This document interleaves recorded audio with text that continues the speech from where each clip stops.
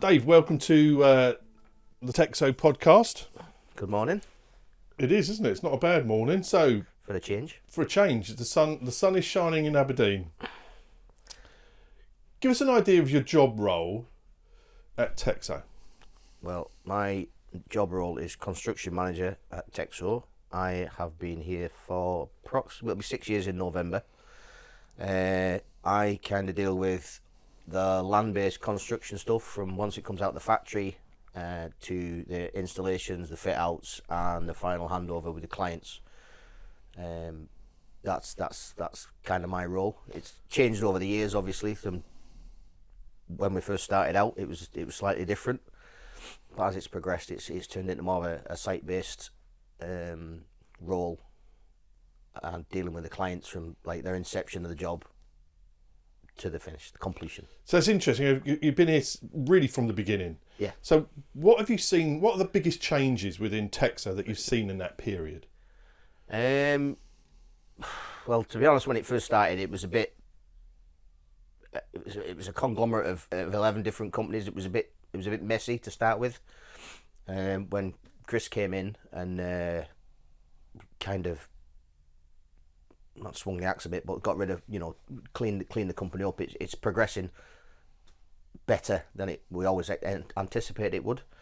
It's funny because when we started, it was such a little company, and we wanted to be a big company, and now we're trying to get to that point, and it's just getting a little bit as if it's not what it was when it first started. If you know what I mean, if that makes sense. Well, sort of growing pains. Yeah. It's getting better monthly.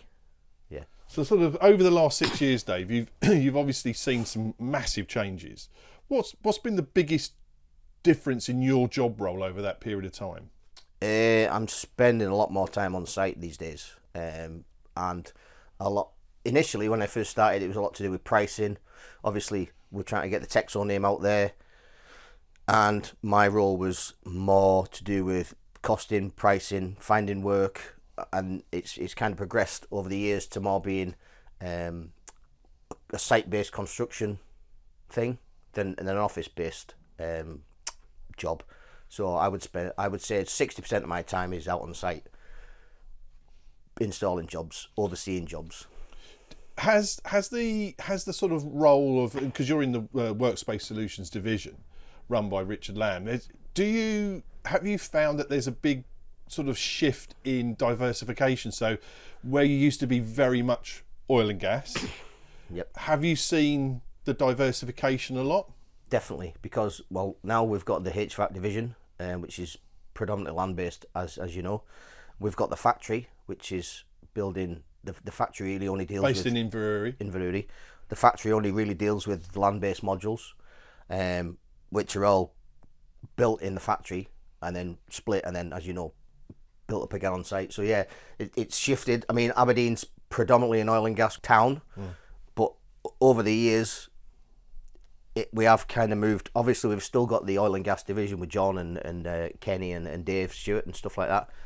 I kind of tend to not to bother with that now. I mean, I worked offshore for on and off about 10-15 years, on and off. And then obviously getting to my time of life now, I'm thinking to myself, it's time to be... You're still a young man. Kind of land-based, so I give up my my offshore tickets years ago. But no, I would say now probably 60% of the company, the Workspace Solutions company, is probably land-based stuff. So it's very much sort of the modular side, because the modular side of the company's expanded sort of Massively. exponentially very quickly. Yeah. And it's good from when people come and they'll have a building, and then we'll try and modularize it. From what was a stick build that you could be on site for say 4 or 5 months, whereas now if we could modularize it, we can build it in the factory. All the groundworks and the civils can be done on site, which would need to be done anyway. And now we just come along and drop it in within 2 or 3 weeks. So it turns down, it reduces the site time dramatically. In a competitive industry, how does TEXO sort of deliver on its promises, do you find? Because it is so competitive, and it's so much. You talked about price. It must be much more than price these days. What's sort of... I think we're a very proactive company. I think that when something comes in, we act and we deal on it really, really fast. Obviously, a lot of the pricing is done by the pricing guys now, so I don't really have a lot to do with that. But I think people like the fact that we're a company where we kind of care what happens. We care how it's made, we care how it's finished, and we care how it's built. So the differences between TEXO is, and the likes of the big companies, Sibcas and your porter cabins, they'll just produce a box. So if your client comes to the company and say, we need this, some of the other companies will just say, well, we can't do that. Whereas TEXO will take the time to think about it, try and modularize it, and then give them the option of the modular building. We can make whatever you want, really. So in respect to one of the unique aspects or the unique selling point of the Workspace Solutions specifically, because I know across the board TEXO is sort of moving towards that united front in terms of the 8 divisions all working seamlessly together. But Workspace Solutions for me sort of stands out more than some of the others because of the way that it prides itself so much on that customer service. Do you find that differentiates you from the most of the other suppliers out there? Is that customer service? The thing is well, when you deal with a multinational, you're just another client. Whereas when you deal with a company like TEXO, and especially Workspace Solutions, we class our clients as not so much friends, but part of the TEXO family. They're part of our team. And then if we if we get enough conversations with them, we know what our client wants, we know what they're looking for and what they're not looking for. So we just give them that little bit of a personal touch. So whereas the multinationals probably don't give you that. So you sort of you aspire to sort of build up a relationship with the client rather than that sort of one-off project you build up and you become long-term partners with them. Well, we have got some good relationships with the companies that we deal with now, with the likes of AME and and Rybridge especially. They're bringing us more and more now. So we do kind of build up a relationship with them where they're not classed as just another client. What does a company motto mean to you, Together We Are One? Your division, I think, is the essence of that motto. Yeah, but we'll do anything for anybody. So we will help, as you know, we'll literally help anybody. So it's a good motto. It kind of defines the company. Unless you're trying to get Murdo to give you a drill. And Murdo is in charge of the warehouse, so he's very protective about anything that comes from that. Together we are one, unless you want a drill from the cage. If there's 3 things that you'd like to change in the industry, what are they and why? Site inductions. I think that when you're working offshore, you do a lot of the oil companies have a industry standard induction, which kind of, if you go on one asset, you've kind of done it. But when you're going through various companies through the years and you sit and you go through countless site inductions, I think a site induction should be standardized. In your time at TEXO and Workspace Solutions, what would you class as the most defining project that you've done and it's had the most amount of satisfaction? Probably COP26. And that was take us through some the basic parameters of that project. It was kind of, there was a client, an AME client. They got let down by one of their suppliers, and at the last minute we got a phone call saying could we supply some units for the COP26 conference that was going on in Glasgow a few years ago. And we supplied, I think there was 8 modular units, singles, and 1 big police cell, which had 16 police cells in it, to full Ministry of Justice spec. And it was a very satisfying job to be part of and to complete and to oversee. Was that because of the rapid nature of how you had to Yeah. bring all of those pieces of Workspace Solution actually into action. So that together we are one type of motto. Yeah. Everybody came together to deliver that. Yeah. Because that was one of the defining moments of that I've seen, is that transformed you from quite a steady progression to that very steep curve where it just took you to another level. It kind of took off. We priced a couple of jobs for the company Amy, and we lost them for various different reasons. And then when we got offered the opportunity to do the COP26 job, it kind of propelled everything. So now we're like their go-to people at the minute for schools in Scotland. So we've done schools in Edinburgh, the Royal High, which was a massive project, which was our first carbon neutral school that we've produced.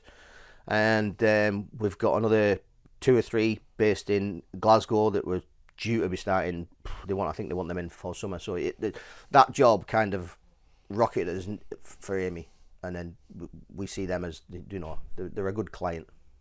You mentioned schools, and that's been a sort of a growth area for Workspace Solutions. Why do you think those sorts of modular projects have sort of fitted into the Workspace Solution model more than some of the others? Well, everyone keeps going on about modular. They are modular, but don't forget, these buildings have got a lifespan of 40 years. So, well, they're not the I would say the sort of modular buildings that it's not like 25, 30 years ago that used to turn up for school, and there was this sort of shabby little shack with some makeshift steps going up to it that fell apart within a year or two. Yeah. These are they're actually luxury buildings that are just built off-site and brought onto site. Yeah, and the client likes that because, like I say, the project we did at St Andrews in Glasgow was 3 6-bay, so that's a bay, that means 1 unit, so 6-bay created 2 classrooms, 3 toilets, a disabled toilet, stores, etc. So we installed them we installed the actual units in just over a week. So, and the teacher's block, and then after that there was probably about 2 or 3 weeks where we were just putting up the outsides and finishing off. So in the space of a month you could have an extra 6 classrooms, a teacher's block in position and ready to go. Because I was blown away when I went to see one of the schools that you'd done. Is each room was air conditioned. Everything's I've never seen a school so posh, and it was not a temporary building. That's going to be there probably longer than most of the other parts of the school. Like I say, the thing is, but when you mention modular, people just think of the old porta cabins that used to be rickety old things that were put in. I had them in my school, and they were there for as long as they were there till the school got knocked down, actually. And the thing is, you need to, albeit they're classed as modular, but they're not. They're a building that meets building standards. They meet all the U regulations, the U values. It's essentially the same as a house. Because you do a lot of work in the sort of airport sector. Yeah. So what's unique about the requirements of an airport that again fit that sort of Workspace Solutions model? The airport's like a plug and play. So, for example, the baggage in the boxes that we build and cargo in the boxes, they're just dropped in position. They're basically plugged in. There's probably about a week's commissioning for the guys that are putting the scanners and all that sort of stuff in. But within a week or 2 weeks, you can have a fully functional walk-through scanner and a walk-through metal detector wherever the airport needs it. And that's what they like. They like the idea. It's built, it's commissioned in the factory, it's delivered, albeit there'll be a little bit of commissioning on site for the scanner guys, but it's a very short window. So we did three at Gatwick. They're all installed in 2 days by TEXO. Then the following day, all the ramps and the steps went in. So yeah, they like that. So it's basically being able to fit something with the least amount. Well, I know the airports from our conversation before, they do not like anything to be interrupted. It's zero effect to the actual operational aspects of the airport. Yeah. So you just come in. It's probably during the night. It's always you put them in because you've built them off site in the Inverurie installation. Yeah. No, they like the idea is they like, we've done a lot of work recently for Border Force on various locations, which there's a lot going in the next few months, and they also like the idea. There's probably couple of weeks of groundwork for the civils guys. We come along, the units are built, they're commissioned off-site, dropped in place. Within 2 or 3 days, they can be using that unit. Whereas if it was naturally a stick-built building, you're probably talking a month, 6 weeks. And then the other sort of interesting aspect is that TEXO is that turnkey solution. It does all of those variations, especially say with the airport, working with ACS, the part of TEXO, which is just really specific for airport development. Yeah. How has that relationship with other divisions boosted that sort of turnkey solution? Well, the job we're doing at Newquay at the minute, we've got engineering fabrication involved with that, so they're very busy at the minute engineering the modular building. That's a 14-bay extension to a security unit for Newquay Airport. So, plus we've got the airport capacity solutions guys. They're down there in Northampton, so this is through them. So there's 3 divisions all working collectively to get one job together. So technically we are one, yeah. There we are. You see, it does work. So community aspects, the TEXO Foundation. Take us through sort of the how you support that. Well, we've done a few things for the TEXO Foundation. We did a nurses station in the hospital for the Archie Foundation. The Archie Foundation. So we went in and in the morning, it was an early Saturday morning, we went in, ripped it all out. It was all pre-made, installed it, and it was the first time I've seen about 4 nurses crying at once. Actually, Dave, the interesting thing about that is that obviously the Archie Foundation is one of the TEXO sort of principal recipients of the TEXO Foundation. I've been there, and it's a very special place. It is. The emotions, so the Archie Foundation is a children's based hospital in Aberdeen. Yes.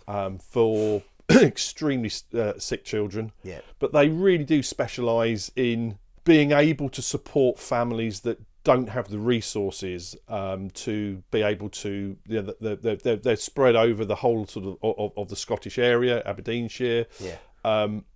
But doing that project where you said you hadn't seen, there was nurses crying. Yeah. It's a very, very, the emotions run very high in there. I think what it is that it must have been very special putting that in. It was a very, it gives you, it's very gratifying to think that you're helping people.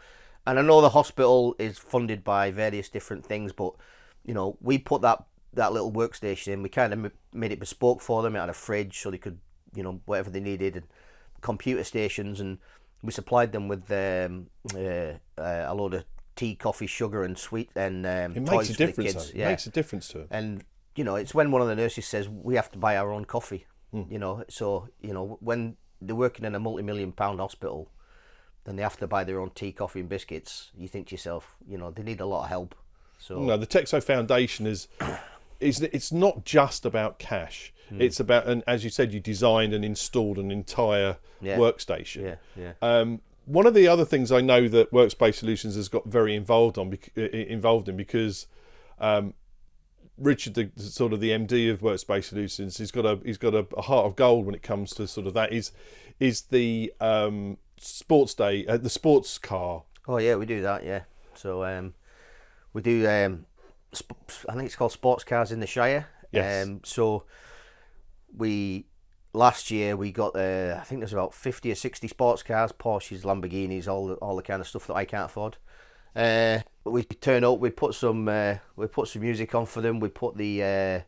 But this is for predominantly, yes, the sports cars arrive and they all look very fancy. But what they do is they take the disadvantaged and disabled kids from our factory in TEXO, and they take them to Afford when we take them around the tracks. So it's just for the kids really. So they turn up. Last year we got McDonald's to come up and supply breakfast and orange juices for the kids, and we give them little goodie bags. And some of the kids' faces when they sat in them cars are an absolute picture. And yours. And mine. I didn't get to sit any, but my face was a picture. Growth plans for Workspace Solutions. Where do you think the growth opportunities lie? Oh, it's definitely within the modular industry, I think. the offshore side of things is always going to be there, but now it's kind of the world's kind of turning into the decommissioning side of things, and oil's always going to be there as a backup, but I don't think it's ever going to be as big and prominent as it was maybe 15, 20 years ago. So I think for Workspace Solutions, it's definitely going to be the modularizing of buildings and modular installations. But it's interesting that you sort of mentioned the sort of, not, I would say the slowing of oil and gas, and obviously the inevitable downsizing of that industry. Yeah. But that's, in a way, that's what TEXO's been working towards, the diversification. Yeah. It's got its 8 divisions, all in different sectors that can work together, and we looked at the environmental side, so renewable energy, and we do a lot of that. Yeah. So for you, that growth area really is just diversification. I think it is. I think it needs to be. Like I say, Aberdeen was predominantly an oil town, and oil's not going to be around there forever. So we need to move on to various other things. So, anything else you'd like to add for your podcast? Please don't ask me to do a podcast again. And I think what everybody else wants to know is, when are you retiring? I would love to retire soon. I think I've got about another 6 or 7 years. Right, so people who know you, there's only 6 to 7 years left to go, and you'll be free. 62. 62, there is my goal. There we are. Listen, thanks very much for your time. Appreciate it. It's been a pleasure. Thank you. Brilliant. Cheers, bud.